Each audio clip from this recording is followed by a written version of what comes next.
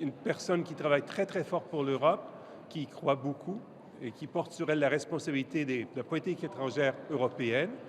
I have had the opportunity to see Madame Mogherini in many circumstances. I may tell you that she's a strong voice for a united Europe, and it's what Canada wants, to work with a strong EU. It's quite an asset for our country. And Madame Mogherini is meeting many of my colleagues, the Minister of Immigration, the Minister of Defense, and the Minister of Trade, and myself. And it's well overdue because we have a lot to discuss. We may say that this year is key for our relationship with Europe. We have a strategic agreement that will sign pretty soon, I'm sure. And we have, as you know, a free trade agreement.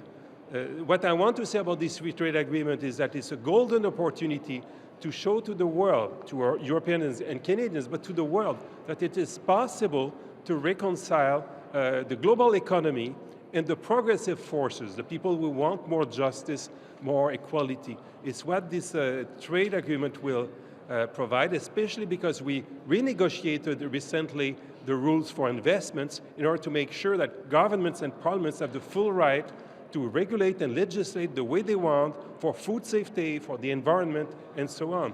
Alors il faut bien voir que cet accord de libre-échange avec l'Europe est tout à fait, d'une certaine façon, révolutionnaire. Il permettra de prouver qu'on peut être une nation commerçante et en même temps une nation progressiste. C'est ce que nous avons renégocié de cette entente récemment grâce à Mme Freeland et Mme Mogherini et faire en sorte que les accords de libre-échange pourront avoir des règles d'investissement qui protègent les investisseurs, mais aussi qui respectent la souveraineté des États, des parlements, des gouvernements. We'll discuss in the meeting we'll have pretty soon a lot of issues, human rights, climate change, and Syria, and Ukraine, and NATO and EU. And so we'll have a very long and very instructive meeting. So I stop there. J'arrête maintenant parce qu'on a beaucoup de choses à discuter ensemble et je lui donne la parole, Madame Mogherini. Merci beaucoup Stéphane, c'est vraiment un plaisir d'être ici à Ottawa. C'est vrai qu'on se rencontre très souvent autour du monde, au G7, à la réunion du groupe de support pour la Syrie. Quand on travaille ensemble, soit sur le Moyen-Orient, soit sur la Libye ou l'OTAN. Mais ça c'est ma première visite officielle au Canada. Et c'est très important pour moi parce que c'est une année spéciale pour les relations entre l'Union européenne et Canada. We are strategic partners, but most of all, we are friends. And in the world of today, it's so good to have friends on which you can count on and with which you can work together. This is exactly the meaning of the discussions, the conversations we're going to have with Minister Dion, but also with the other ministers in my 2 days stay here in Ottawa, on a very broad and wide set of issues. First of all, foreign policy and security policy. Our cooperation in the field of foreign policy is excellent, and we really see Canada as a key partner in multilateralism, in conflict management and conflict prevention, for stabilizing the different crises we have around us. And we know that we can count on a purely like-minded partner when it comes to Canada's strong role in foreign policy.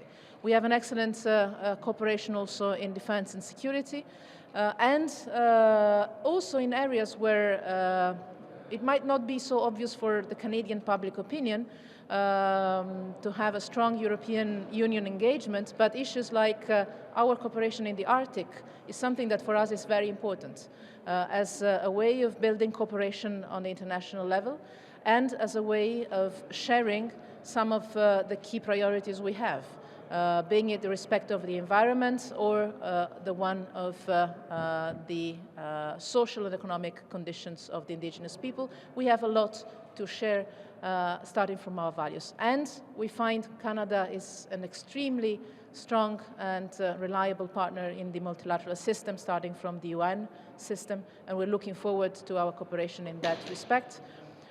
Migration is another issue where we share the same attitude of protecting people's lives in an orderly manner, in a regulated one, and we really appreciate the efforts that Canada is doing to do its part in managing the global phenomenon that migration and refugee flows are in our times. We share very much the attitude that Canada has taken, and for sure we will discuss also our common contribution to the forthcoming UN summits on migration and refugees in September.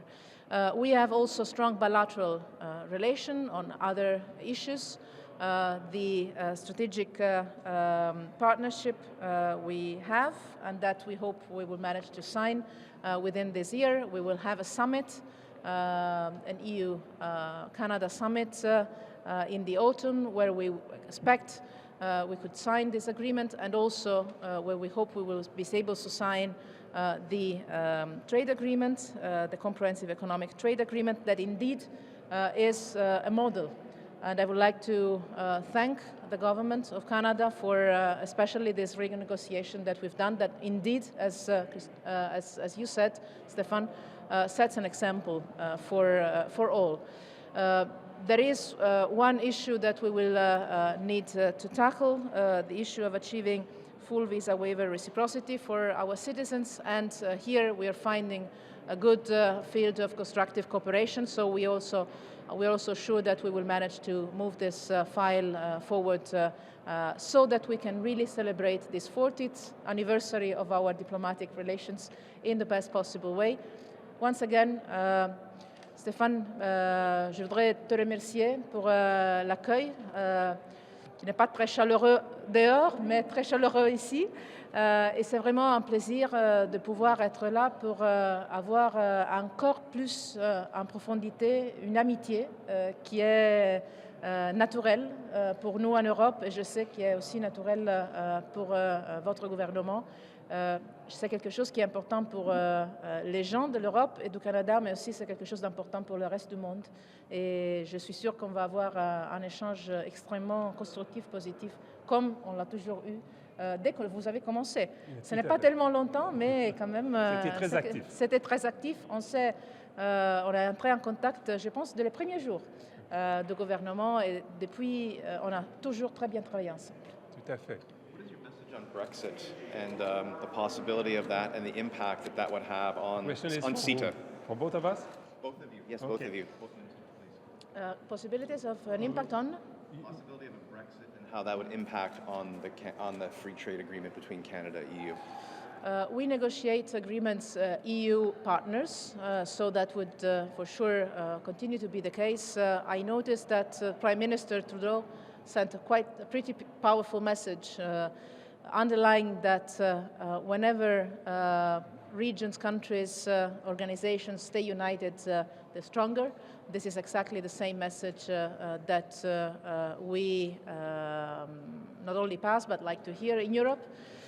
It is obviously the free choice of the citizens of the UK. They will decide in a few weeks' time, and obviously we will have to take into consideration decisions. But I would not comment now on what will happen afterwards, especially in the relations between the European Union and the UK, should the UK leave. We do not enter in that, but I can tell you, as I said, we are working to sign CETA, the trade agreement, at the forthcoming summit in the autumn, and preparations are going well in that respect. As the Prime Minister said, it's for the people of UK to decide. The fact is that Canada enjoy a lot its relationship with a strong UK in a strong EU. It's our national interest to have that this way. UK is a strong voice for Canada in EU. And also when the Brexit supporters are using the CETA, the agreement with Canada, as an example of something else they may have than to belong to the EU, the Prime Minister made the point that it took for Canada 5 years to negotiate it. It's still not ratified, although it will be. It's certainly not something that it should be considered as the equivalent of to be a member of the EU. Monsieur Dion, we're hearing Pardon, today. vous voulez que je répète en français? Oui, tout à fait. En français, si tu peux, Federica, résumer. Oui, oui. C'est bien la sûr. situation canadienne. Il y a Oui, deux oui, langues. oui, non, je sais. En Suisse, il y en a 3. Mais en Belgique, non, oui. C'est bien sûr le choix de citoyens de la Grande-Bretagne de décider, de choisir au référendum. On a bien entendu le message du Premier ministre Trudeau, souhaitant avoir une forte unité de la part de l'Union européenne. Et c'est notre expérience aussi, on est plus fort quand on est ensemble. Je peux en effet ajouter quelque chose en français, qu'après je peux ajouter aussi en anglais. Sur le côté de la politique étrangère et de sécurité, la contribution de la Grande-Bretagne est excellente, fondamentale, et la politique extérieure de l'Union européenne ne serait pas la même sans cette contribution. C'est pour ça que pour moi personnellement, pour le travail que je fais dans mon domaine, c'est extrêmement important de pouvoir compter sur cette contribution qui correspond aussi à la possibilité d'influencer les décisions et les politiques extérieures de l'Union.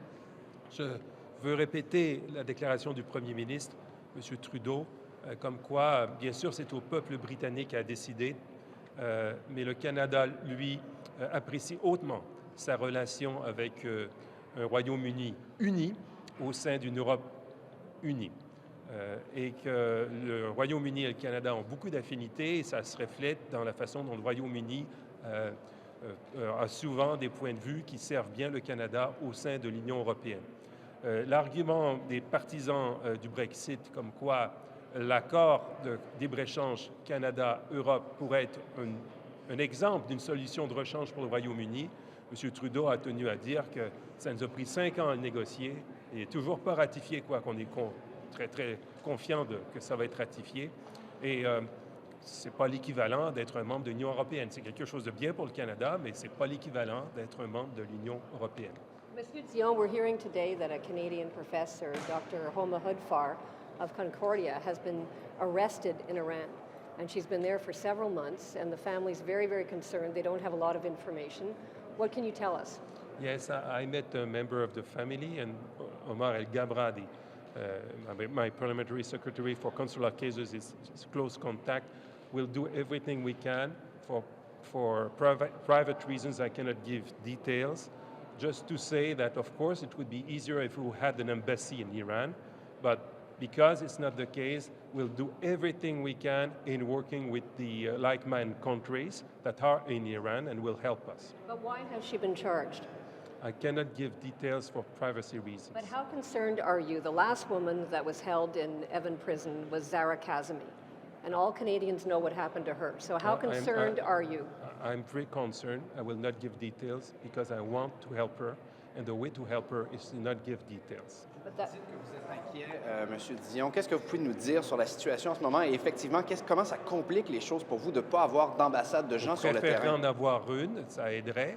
Et puisqu'on n'en a pas, on travaille avec des pays tiers qui sont des amis et qui vont nous aider dans les circonstances, qui vont tout faire pour nous aider. Et on va tout faire pour aider cette personne, cette Canadienne en difficulté. Mais pour son intérêt, je ne peux pas donner de détails. Vous comprendrez ça sûrement. how long will you wait? If she's not out in 2 weeks or whatever, what will you do? You know exactly that in insisting with your questions, you're not helping our case, so I will not answer. Please don't insist. D'autres questions? Merci beaucoup. On a beaucoup de travail. Merci. Thank you.